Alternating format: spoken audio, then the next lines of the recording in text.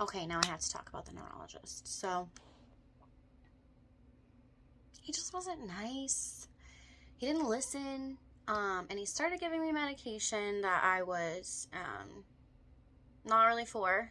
And I told him initially, like, I don't want to take medication.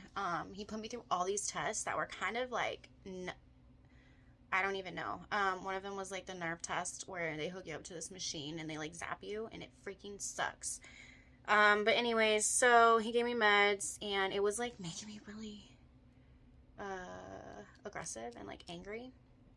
And so I talked to him about it, and he's like, "Oh, we'll give you this other pill to counteract these symptoms." And I'm like, "No, but I already told you, like, I don't really want to be taking pills, and it doesn't make sense to me to take another pill to counteract the side effects of this pill that doesn't seem to be helping me."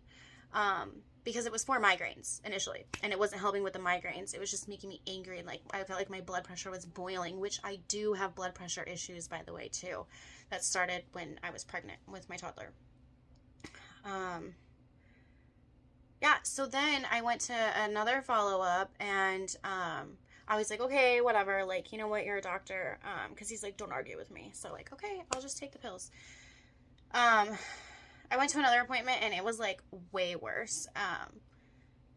I was like very like snippy and stuff, and even my husband was saying things. So I tried again telling this doctor, this neurologist, Dr. Holder, Dr. William Holder. I told him that I wasn't feeling it. I didn't want to take this medication. And he said, I told him all the symptoms. It was making me feel angry, very nauseous. Like the migraine was worse. I was having more of them. And so then he's like, well, let's try this other medication. That's a trial, Nurtec, I think it was called. And I was like, yeah, I will, but I'm not taking these other medications. He didn't like that. We kind of argued a little bit about it because I told him I don't feel like you're listening to me, and I don't think this is like how it's supposed to be. You're my doctor. You're supposed to listen to me as a patient, and I don't want to be on all this medication, especially after it's making me feel like this.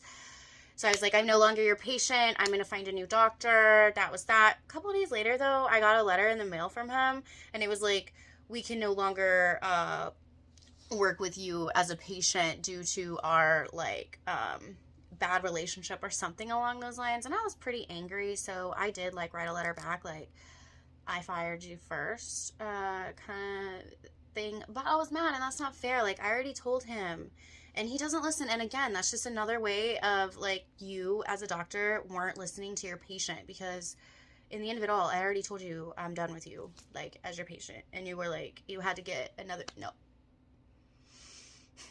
don't go see that doctor. And if you need a new, like, if you need a neurologist, do research.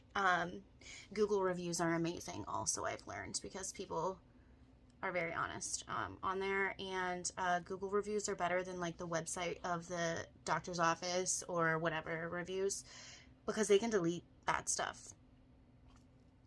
Google is all of it. So anyways, bye. Have a good one.